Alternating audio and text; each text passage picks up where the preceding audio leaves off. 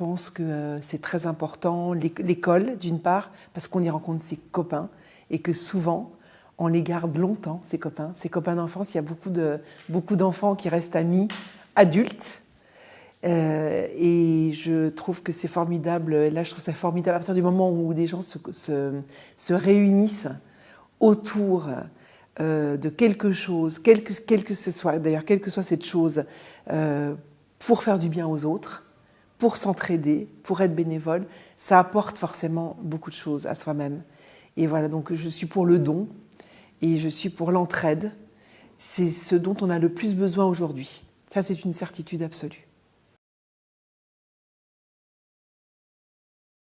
Bien évidemment, à travers, je dirais, tout ce qui est artistique, on a une sorte d'issue de secours, comme une sorte d'échappatoire à travers la lecture. La lecture, c'est très important, mais tout comme un grand film, une belle peinture, une série, la nature, beaucoup de choses nous entourent, sont très jolies. Et c'est important pour les enfants d'aller chercher toutes sortes d'échappatoires.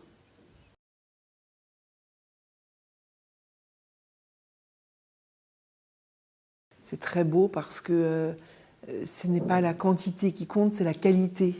Si chaque jour est magnifique, si on rajoute de la vie à chaque jour, ça va permettre peut-être d'aller plus loin, en tout cas d'y aller mieux. Et j'aime beaucoup cette phrase, elle est très très belle. C'est ce qu'on devrait d'ailleurs tous se dire chaque matin en se levant. Je pense que les mots peuvent prolonger la vie autrement, en tout cas à travers d'autres histoires.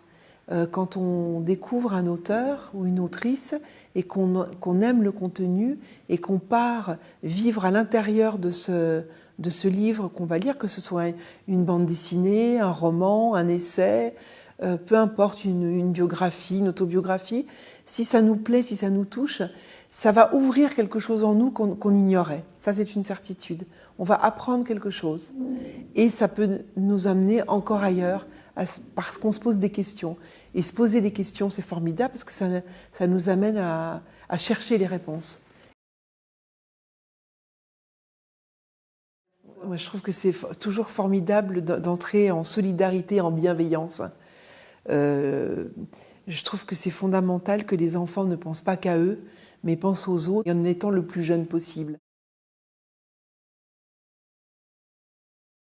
Alors je pense que ce qui est formidable dans l'imaginaire, c'est d'introduire un peu de vérité de ce qui nous touche nous dans la vie, mais à travers un conte ou à travers une histoire.